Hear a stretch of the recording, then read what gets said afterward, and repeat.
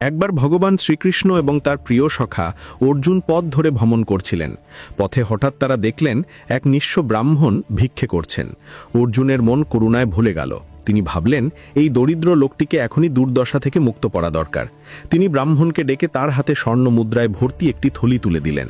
ব্রাহ্মণ অত্যন্ত আনন্দিত হয়ে তার সুখের ভবিষ্যতের স্বপ্ন দেখতে দেখতে বাড়ি ফিরছিলেন, কিন্তু দুর্ভাগ্য, পথেই এক হিংস্র ডাকাত এসে সেই থলিটি ছিনিয়ে নিল। ব্রাহ্মণ আবার নিঃস্ব হয়ে ভিক্ষে করতে লাগলেন। পরের দিন অর্জুন ব্রাহ্মণকে সেই একই অবস্থায় দেখে কারণ জিজ্ঞাসা করলেন। সব শুনে অর্জুনের আবার দয়া হলো। এবার তিনি ব্রাহ্মণকে দিলেন একটি বহুমূল্যবান মণি। ব্রাহ্মণ চুরির ভয়ে মণিটিকে বাড়ির পুরনো একটি জল রাখার কলসির ভেতরে লুকিয়ে রাখলেন, কিন্তু সেই দিনই তার স্ত্রী সেই কলসি নিয়ে নদীতে জল আনতে গেলেন এবং অজান্তে কলসিটিকে ডুবিয়ে দিলেন।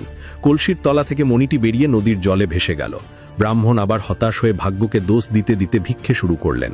অর্জুন সব শুনে হতাশ হয়ে কৃষ্ণকে বললেন, প্রভু, মনে হচ্ছে এই ব্রাহ্মণের ভাগ্য সত্যিই খারাপ।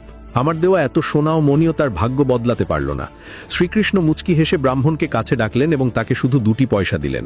অর্জুন অবাক হয়ে বললেন, প্রভু, এত সোনামণি যা করতে পারল না, এই সামান্য 2টি পয়সা দিয়ে কি হবে? কৃষ্ণ শুধু বললেন, দেখো কি হয়। ব্রাহ্মণ পয়সা 2টি হাতে নিয়ে মন খারাপ করে ভাবছিলেন, এই দিয়ে তো পেটও ভরবে না।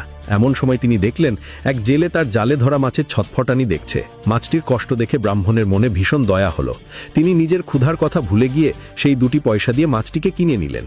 এরপর তিনি মাছটিকে নদীতে ছেড়ে দিতে গেলেন, আর তখনই ঘটল অলৌকিক ঘটনা। মাছটি জলে মুক্তি পাওয়ার সঙ্গে সঙ্গেই তার মুখ থেকে সেই হারিয়ে যাওয়া মূল্যবান মণিটি বেরিয়ে এলো। ব্রাহ্মণ আনন্দে চিৎকার করে উঠলেন, পেয়ে গেছি, পেয়ে গেছি। ঠিক তখনই পথ দিয়ে যাচ্ছিল সেই ডাকাতটি, যে সোনা চুরি করেছিল। ব্রাহ্মণের চিৎকার শুনে সে ভয় পেয়ে গেল যে হয়তো তার নামে রাজদরবারে অভিযোগ করা হচ্ছে। ভীত হয়ে সে ব্রাহ্মণের পায়ে লুটিয়ে পড়ল এবং চুরি করা সমস্ত সোনা ফিরিয়ে দিল। অর্জুন বিস্ময়ে হতবাক হয়ে গেলেন। কৃষ্ণ তখন মৃদু হেসে অর্জুনকে বললেন, হে অর্জুন, যখন তুমি তাকে বিপুল সম্পদ দিয়েছিলে তখন সে স্বার্থের বশে কেবল নিজের সুখের কথা ভেবেছিল, কিন্তু যখন আমি তাকে 2টি পয়সা দিলাম তখন সে তা অন্যের দুঃখ দূর করতে ব্যবহার করল।